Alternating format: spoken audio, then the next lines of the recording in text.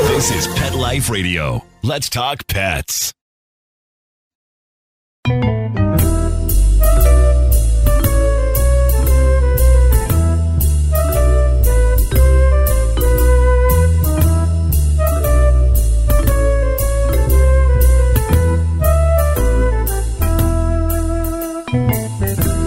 Hello, cat lovers. This is Michelle Fern, your host on Cattitude.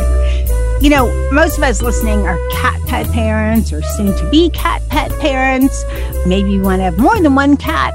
But did you know that cats can be good for your just overall mental well-being, for your life? You know, if you wanted to convince your partner that you should get another cat, this is a good show for you to listen to. And I have with me an expert on the subject. So we're going to be right back after this break. Listen up, cat lovers. If you're planning a vacation, you need to hear about trusted house sitters. They connect pet parents with verified and background checked sitters, so you can travel worry-free knowing your fur baby has all the care and company they could need. I love this. I can't stand the thought of my pets being lonely or being in a kennel, so I can't wait to sign up. Cattitude listeners, you get 20% off today with code Cattitude20. That's Cattitude20. Go to TrustedHouseSitters.com and use the code Cattitude20 for 20% off. Let's Talk Pets on PetLifeRadio.com.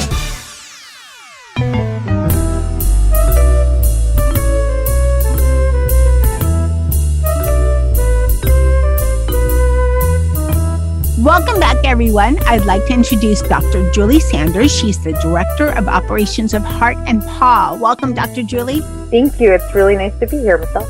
I'm so glad you're here. Again, you're on Cattitude, I think, once before, and it was so much fun. We're so glad to have you back. So before we get into how beneficial it is to be a cat pet parent, let's talk a little bit about what Heart Paw is, because even though they're not we're mostly heard in the U.S. and North America, but even though Heart Paw isn't everywhere in the U.S., you do have quite a few locations, and you're kind of unique. That's correct. So we are reimagining pet care by creating an experience where our pet parents can get services, veterinary care, grooming, and this is not for cats, but right now we have doggy daycare, and one of our locations is soon to have overnight stays. But to bring that portfolio of pet services all under one roof in a low stress environment for both the pet and the pet parent. So we recognize going to the vet is a necessary part of keeping a healthy pet and a healthy family member.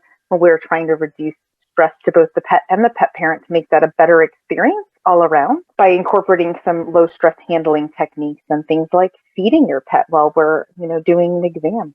Where is Heart Paw located? Right. So we are based out of Philadelphia, Pennsylvania, and we have locations across the East Coast, mostly focused in the Mid-Atlantic region. We stretch as far north as Connecticut and as far south as Nashville, Tennessee. Well, it sounds like we need more Heart Paw locations all over the country. Well, we're going to get these ones right and slowly grow to like-minded individuals as long as we're keeping these first centers healthy. Well, it sounds like a good plan. Well, let's talk about cats. So it's Mental Health Awareness Month. And even if it's not, these days, there's so much going on with all of us. There's so much stress and everything. I mean, we're recording this mid-2022. And, we just got, not only did we just get through this major crazy pandemic, now it's like, do I want to drive my car? Do I want to eat? Which one? Because these prices are going out of control. So that's stressful for people. And it's just, come on, we need a break. So you need mental health benefits all the time. And people don't always think of cats as being so beneficial to your mental health. If you put the picture up, people think of a little puppy dog because, they're just easier to read. It's a stereotype, I know. But cats can be very beneficial to your mental health, right? Yeah, they can actually be beneficial to both your mental and your physical health. And if your physical health is better, your mental health will follow, right? It's hard to relieve anxiety if you're worried about your actual physical health as well. Right. How do they do this? So, there's the overview. There are over 29,000 entries in this HABRI database. HABRI is the Human Animal Bond Research Institute. It's a bunch of interested individuals that say having a bond with an animal has positive impacts on our life, and they actually sponsor and warehouse research on this very topic, right? And you're right, there is a bias. There's a bit more research on just general pet ownership and dog ownership than cat stewardship, right? But there is a good amount of research out there on cats. And so the top 5 health benefits of cat ownership overall, they actually help protect children against allergies and asthma. That, unfortunately, you have to be exposed early in life to receive that benefit. So if you're coming to this as an adult, maybe not. But if you're thinking of having children, having a cat in the household when you have a child in their first year of life and during pregnancy actually reduces their likelihood of having allergies and asthma in general later in life. So that's kind of cool, right? Cats can assist with autism and their families. So cat owning families, or cat including families, ownership is such a weird term. I don't love it. But families that have cats and an autistic child actually see that there are less what we consider undesirable behaviors with that child. And the cat actually helps the child learn social behavior. And sometimes the quieter nature of a cat actually is better for an autistic child because dogs are all crazy and active, right? And so the calming nature of a cat can be really influential on that child. And so while dogs may help, cats actually may be better in that field. They do improve our heart health and resiliency. So cat owners are actually more likely to survive a heart attack, but they're actually less likely to have one overall. So there is actually a positive impact of owning a cat on your cardiovascular health. And so you are less likely to suffer certain types of cardiovascular disease, including stroke and heart attack. And it actually can help you lower your cholesterol level. And certainly having a cat in your household that you interact with alleviates social isolation and loneliness. Here's a companion, right? And cats can be a bit picky about who they like. So if your companion cat chooses to interact with you, that's a really special moment, of course, right? And so that bond is extra special when it's a cat and has a lot of impact on social well-being and mental health. And then there is specific research on mental health alone, and that having a cat in your household has been helped to both increase mental well-being by decreasing anxiety and depression in healthy individuals, as well as improving mental health in people facing mental health challenges. And they did this great study where they put cats in laps of Alzheimer's patients and found that just stroking the cat helped that person recall positive, fond memories, right? So just sitting in with petting the cat, it boosts those memories. I remember reading something about that study. And yeah, it's really cool, right? Yes. And actually, I had a show where they couldn't always have cats in certain facilities. So they had like stuffed cats, like toy cats, plush cats. And even those cats made a difference. And that may be, there's some hard science to this, right? So a lot of the studies on the impacts of having a cat in your family and how that affects your health and mental health specifically are done by surveying vast numbers of people who have cats in their lives and don't have cats in their lives and comparing the health aspects of those sets of data, right? But there's actually been some scientific research on how that might happen. And that's the cool part. Now, you have 4 feel-good hormones in your body. Those are the chemicals running around in your brain and your bloodstream that make you feel good. Dopamine, serotonin, and endorphins, and then oxytocin. And so endorphins are those things when you exercise that give you the runner's high, right? Dopamine and serotonin often regulate our happiness and anxiety, but oxytocin is the cuddle hormone. It's what creates bonds and love. It's the hormone of love. And interestingly enough, interacting with your cat boosts oxytocin levels. So when you pet your cat or you play with your cat, oxytocin is being released and you are forming a chemical bond with your pet in your brain. Your body is actually reinforcing that you should bond with your cat by saying, yes, this is a good thing. You're boosting oxytocin and creating that bond, but that's the same hormone that we release when we fall in love, right? So it's a different type of love, right?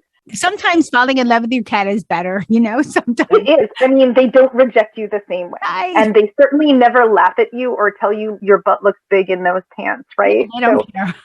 Feed me and pet me and love me, and that's all they care about. To be fair, I get a lot of satisfaction when my cat mews for food in the morning it's quite satisfying. They interact with me. They rub my legs. They stretch up and put their paws on me. He does. Like, there's all this interaction, and then I give him the food and he's so happy, and I'm so happy that he's so happy, right? But chemically, I know in my brain, lots of oxytocin is going on during that interaction. So it's no wonder that it feels good. There are also some really great scientific studies that show, in addition to boosting that feel-good hormone oxytocin, that interacting with your kitty will actually decrease some of the things that cause stress in your body. So cortisol is the stress hormone, right? And when you release a lot of cortisol, that can lead to you feeling anxious and stressed. But guess what? Interacting with a cat actually has been shown to reduce your cortisol levels.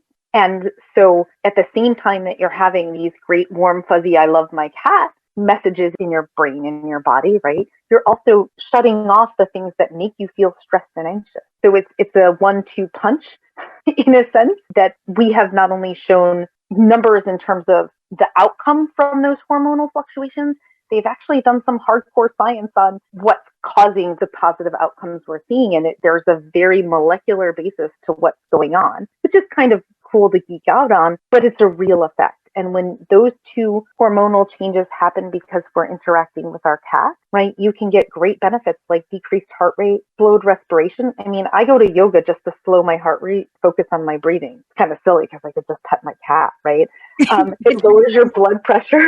Right? And so all of those things are happening when we interact with our cats throughout the day. And it's really nice, right? And so it's no surprise that there are these other benefits. So, in terms of well-being, they did this crazy study with cats in cancer patients. So they surveyed cancer patients going through chemotherapy. And for a subset of these patients, they put a cat in their lap and gave them a therapy cat that would sit in their lap during chemotherapy, and they just pet the cat during chemotherapy. And they surveyed those people, and there were three things actually they found, because they followed these people. Number one, they had a little pulse oximeter. That's the little thing they put on your finger. It goes beep, beep, and it measures the oxygen in your blood. The people holding the cat had better oxygen, higher levels of oxygen in their blood, and that's a really good thing. It means more oxygen was getting to all the places in their body. That's a good thing, while they were undergoing chemotherapy. And then the people with the cats in their laps actually said they were less depressed going through chemotherapy because they were seeing that cat when they went to chemotherapy. And by the way, the nurses that cared for those chemotherapy patients, they reported an decrease in stress and an increase in happiness when they were caring for the patients that had the cat. And who doesn't want a happy caretaker? Right? So those cats are not interacting with the nurses, but the nurses are seeing the interaction of cat and patient, seeing their patient feel better. They feel better too. And that's silly. There's a cat in a lab. It seems silly, right? But it's really impactful. Here's this bond with this cute, adorable creature. And it's not only impacting the person's health directly. It definitely makes sense. We're going to take a short break and we're going to be right back. As a pet parent to a dog and a cat, you're going to run into some catastrophes. Your dog eating up the cat's food, or scavenging in the litter box is one of them. With Door Buddy, you don't have to worry about cutting a hole in your door or struggling with a pet gate. Door Buddy's adjustable door strap installs in seconds and without any tools.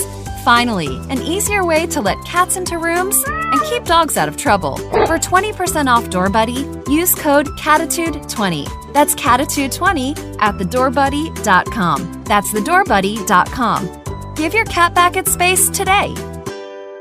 Hey everyone, Michelle Fern here. Being a pet parent is a huge responsibility. And since we don't talk dog or cat, we have to do our best to understand what's going on. But when something's going on with them and we can't understand why, it is such a challenge. I remember when Dennis had a bloody nose. I don't know what he did, but it was just all over the place. I freaked. I had to go to the midnight vet. It cost hundreds of dollars. I wish I had had Fuzzy then. Fuzzy is a telehealth service for pet parents that offers 24/7 access to personalized pet care from veterinary professionals. From everyday questions to middle-of-the-night emergencies, Fuzzy has the answers pet parents need. Through live chat and virtual vet consultations available to you 24 hours a day, 7 days a week, Fuzzy can answer your pet questions, big and small, urgent, and everyday. Fuzzy can also recommend the exact products for your pet, all of which are handpicked by their established team of veterinary professionals and available at discounts exclusive to Fuzzy members. From getting your pet's diet just right to meeting their middle of the night needs to finally figuring out what makes their breath stink, nothing is too big or too small for a quick Fuzzy call. Right now, Fuzzy is offering our listeners a free 7-day trial membership. Go to yourfuzzy.com/PetLifeRadio today to sign up. That's a free 7-day trial and access to exclusive member discounts on pet meds, supplements, food, and more at yourfuzzy.com/PetLifeRadio. Again, yourfuzzy.com/PetLifeRadio for your free trial of Fuzzy with access to 24/7 personalized pet care and vet recommended products. Let's talk pets Let's talk pets on Pet Life Radio. Pet Life Radio. PetLifeRadio.com.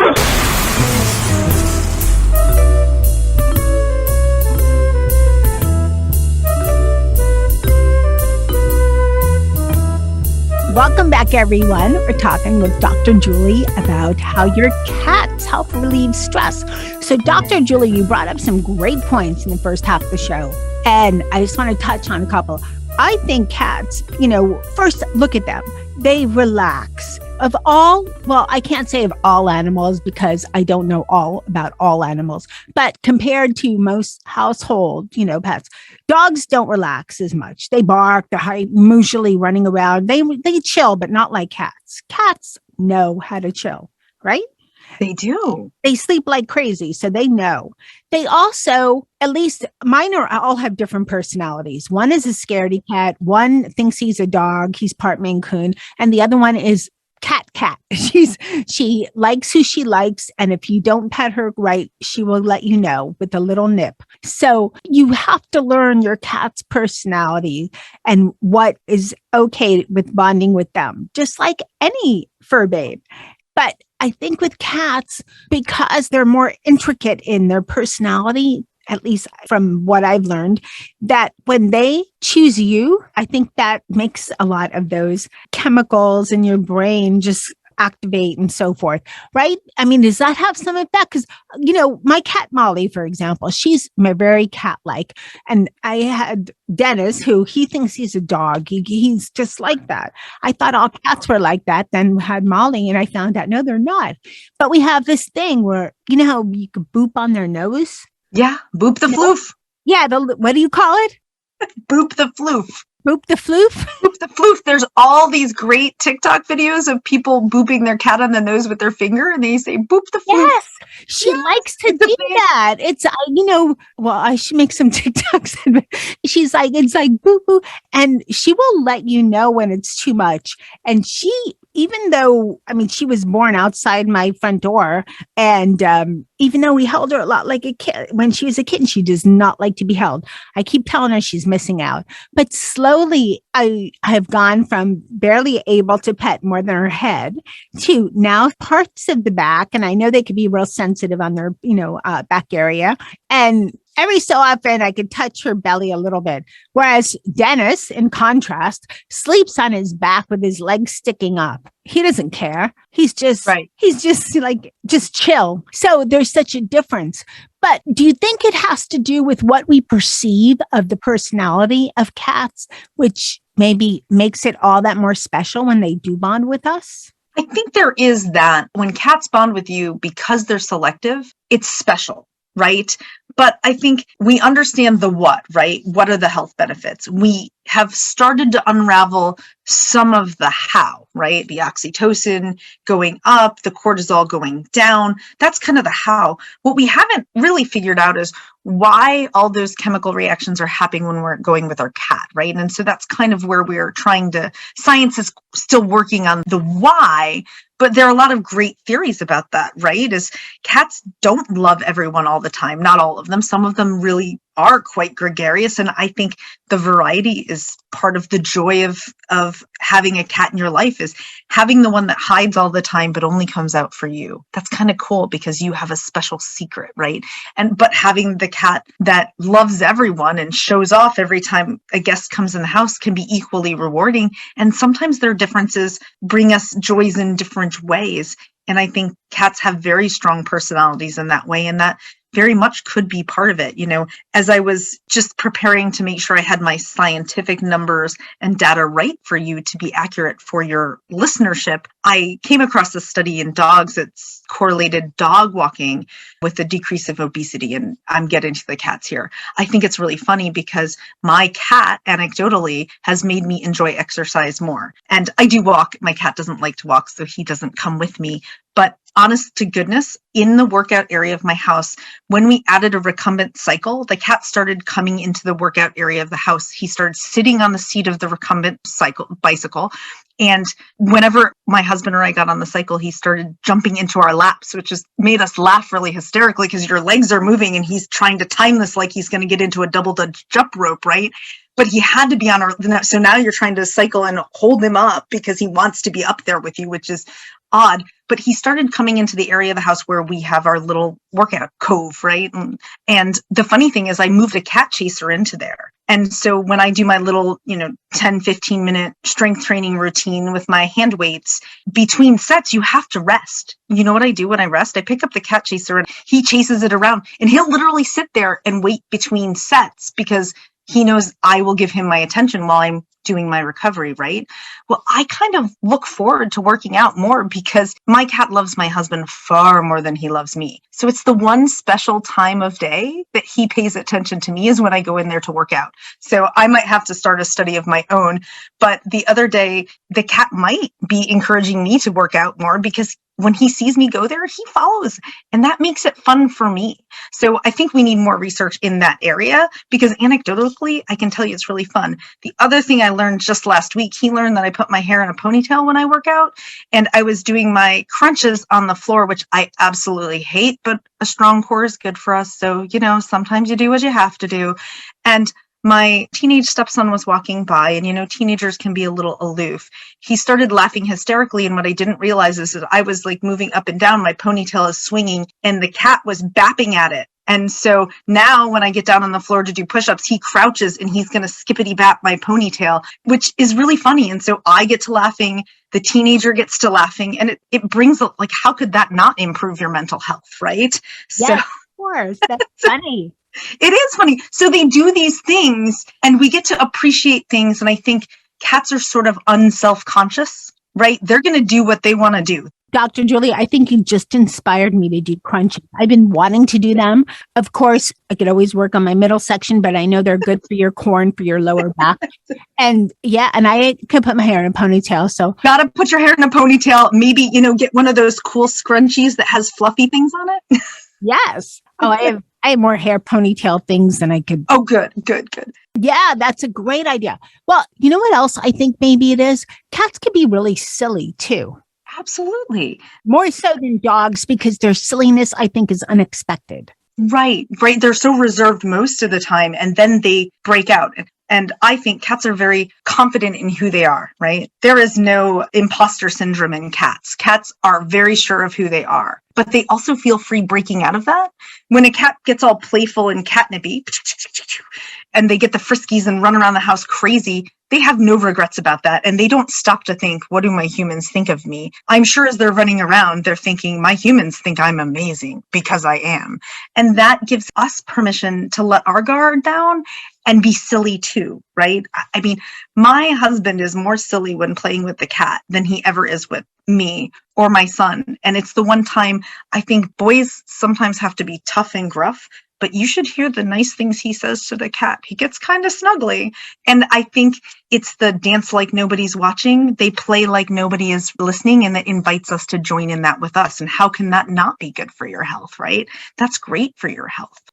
So if you were to say what we talked about so much, if you were to think about the maybe one or two things that for people that, are thinking, wow, I never thought my cat could be good for my mental health.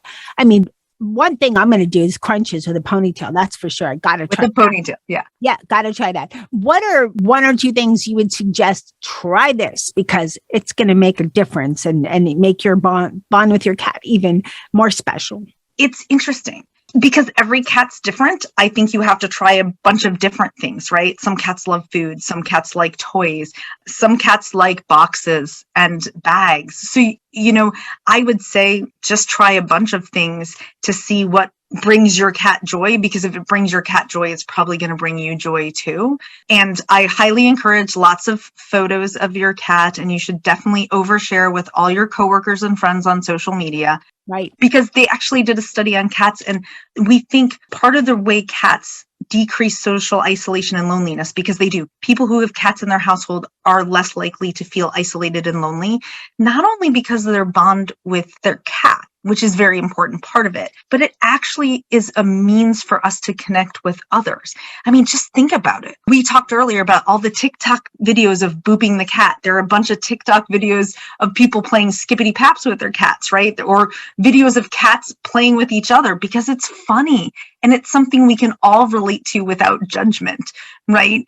Is like, wow, those cats are having a really funny time. Or when the cat knocks a vase off the table, yeah, you're kind of frustrated, but it's funny. They just don't care. They're like, this vase doesn't belong here. Out of my way, fool. And we can all relate to that. It's like, how great must it be to just walk through your day and go, I don't like that there, and just knock it over. Right. And I think all those idiosyncrasies of the cat, because it's the cat, we're not self-conscious about it, and neither is your cat, but it gives us a way to relate. I mean, my husband and his one coworker bonded in their first 2 minutes, because he said, my wife's event, she goes, I have 5 cats. And he said, let me see pictures. I have a cat. And then now it's so funny. Like, we share cat toys. We tell each other about the greatest new cat treats. By the way, I think they're much closer as colleagues at work than they would have been if the cat never came up. Right. Right. And so it not only gives us an interaction with our cat that makes us feel connected, it gives us a way to connect to other people. And even if you're an introvert, you don't have to talk to someone to enjoy their post on Facebook or to be excited that they like the picture of your cat basking in the sun, because your cat is adorable basking in the sun, I assure you. Yes, of course. Okay, this is out of left field a little bit, but what is your cat's favorite treat? Mine, for my cats, it's like cat crack, or the the liquid sticks. Yes. In the refrigerator, and you could give a little bit. I open the refrigerator and Molly's there.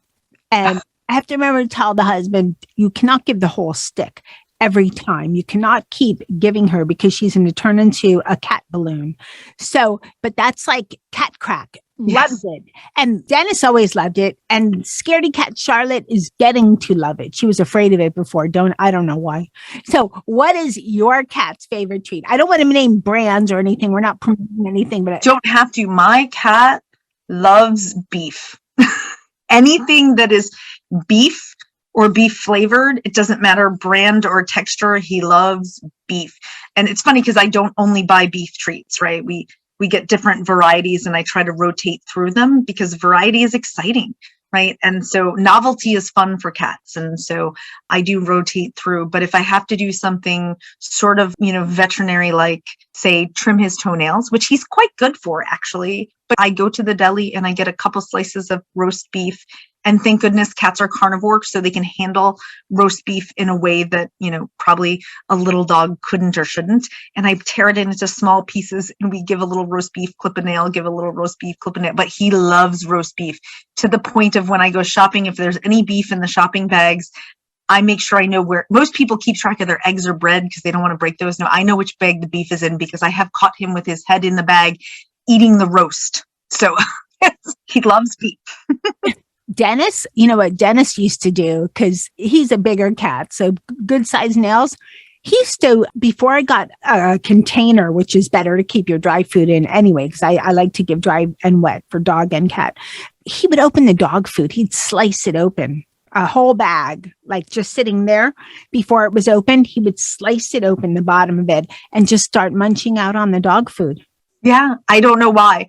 I don't know why. It's not that he even likes it. I think he's just an eater. And potato chips, if you don't hide your stuff, sometimes if there's something left on the kitchen counter in the morning, I come out and there's a mess on the floor. It's like he doesn't even like it, but he just has to try it. He's a compulsive eater, I think. I sometimes wonder if cats like textures, tactile wise, because my cat really likes bags, but also he'll do this thing where he fishes under the pantry door. And if he gets a plasticky bag, he'll just worry at it and scratch it with his claws until he has opened it, and then fish out whatever it is and try it and either spit it out, because he's very discerning, or not. But yes, for a while, he cohabited with 2 Dobermans who have passed away, and I miss them dearly. But you can't be sad when you get that long with them. Thank you. It's not about the dogs; it's about the cat. And he lived with 2 Dobermans. I had to work really hard to make sure their food was not within a cat arm reach under a door, because he would open the bag and he'd pull out all the kibbles. I think it was about the tactile sensation of ripping open the bag and fishing pieces under the door. That's like a game, right? Ooh, winning prizes. But he wouldn't eat them. He would just, and you could see he'd bite one, it would be there cracked in half, like, oh, that's disgusting, I'm not eating it. So discerning. Cats are they know what they want, and that was not it. Yes, and they're clever and a little sneaky too, but we love He has learned to open doors. Yes. Recently I had to learn to rubber band together the kitchen island doors so he can't open them, because that's where his extra bag of cat food is. And he opened the door and was scratching that open, but he was eating that. So, but yes, they're clever. They will figure you out and keep you on your toes, which I think is also part of why they help our mental health. They stimulate our brain. Right? So that's great, right? If he's figuring out how to get into cabinets, I have to figure out how to keep them closed. And that's mental stimulation. When you use your brain, you don't lose it as quickly, right? And so that's good for your mental health, that game you're playing with your cat, because let me tell you, they're always hunting. He's going to find it. They do find it, especially I remember a couple times coming home from shows or receiving product sample for my other podcast, Best Bets for Pets, and not hiding it. It was in a bag and it was sealed, but I didn't put it in like a closed drawer that he couldn't open. Waking up and there's like a cat party with catnip all over the place. They find it. You have to really put it under lock and key. Yeah. Oh no, they're very clever. They're very clever. And so I think sometimes his cleverness gives me a sense of purpose, right? I've got to keep him safe because he's clever and he's going to find the things. So I got to keep him safe. That makes me feel good when I've finally outwitted one of his shenanigans, right? He's going to find another way to outwit me. So it's a little bit of give and take. But that is actually one of the theories as to why people with cats have a better sense of well-being overall, is that they give us a sense of purpose, right? These rituals we go through with them, for better or for worse, whether they're feeding them, the routine of feeding and caring for them and cleaning their litter box, that sense of purpose that I'm providing wellness for them makes me well, but also like that sense of purpose with their shenanigans, finding the right toy to really light up their life, or, how do I store things in my pantry without them destroying it? I mean, it's frustrating, but it's also funny, right? I have a good laugh that this 11-pound beast can outwit me. It's like, yep, in the best way. Well, we're just about out of time. Where can people find out some more information about how cats can, just make their mental health so much better? So yeah, thank you for asking. There are 2 great resources. Like I mentioned, the Human Animal Bond Research Institute is a nonprofit. It's called, and you can find them online at habri.org. And then I don't remember the website offhand because it's not as short, but Pet Partners is an organization that certifies therapy animals, and they have 1,500 registered therapy cats out there and would love for there to be more, but they have some of the information on the ways that pets. Habri has the most by far, but Pet Partners, because they do animal therapy and cat therapy, they also have quite a bit of links to, and they had a great white paper on all the benefits of animal therapy for people. So Google Pet Partners, just search Pet Partners and it will pop right up, or Pet Partners Therapy Cat, it comes right up. So those are great places to start because they're really the largest databases of information. But honestly, I'd start with the Human Animal Bond Research Institute, so habri.org. And on there, they even have some flyers. They made faux ads for a cat, as if a cat was a drug. It says, "Cat perfectus. My health is important to me. That's why I choose to have a cat." It's really cool. They have some fun resources. So if you're trying to lobby your significant other on why you need a cat in your life, I would start at Habri. It's a great Habri's great. They're great. It is. They even have some videos out there. It's a commercial aimed at a cat about all the lonely humans that need their love. That one is hysterical. If you need a good laugh, and you should just log on. And they have a great YouTube channel as well with all those fun videos focused at the benefits of cat ownership. And I particularly like the one that's pretended to be advertising to the cat to adopt a lonely human. That's great. Well, Dr. Julie, I want to thank you so much for coming on Cattitude and sharing all this fantastic information. Thank you so much. Thank you so much for what you do, Michelle. I really love your show. It's great. And thank you so much for having you on. You're just so much fun to talk to. Oh, really thank you. Thank you. Have a good rest of the Friday. Your rest. Yeah, happy Friday the 13th. Go hug a black cat. It's International Hug a Black Cat Day. Oh, I have a tuxedo. That's Molly. So that works, right? As long as there's black in your cat. Any cat that has a little black counts because, all cats are cool. Yeah. Well, thanks so much. Bye-bye. This was a really, really interesting show. And Hobbery is amazing. They have such great information. I would strongly recommend that site. I'd like to thank my guest, Dr. Julie Sanders, for all of her great info and facts and a wealth of information on how cats can make your life so much better. Thanks to Mark Winter, my producer, for making me and my guests sound amazing. Thanks to my cat crew, which is Molly. Molly is the cat, Dennis is the dog cat, and Charlotte is the scaredy cat. Then we have the outside couple, which is Jethro, he's just a cool dude, and Sammy, who's the skittish cat. They're both kind of feral, but they have a house. They have a house. They have everything. And so thanks to all my cats. And a huge thank you to everyone listening to Cattitude. I appreciate it so much. Be sure to share the show. Tell your friends about it. I have a lot of episodes. I've been the show host on Cattitude for over 100 episodes. So there's a lot of great information about cats. And hey, remember, lose the attitude. Have Cattitude. Let's Talk Pets every week on demand, only on PetLifeRadio.com.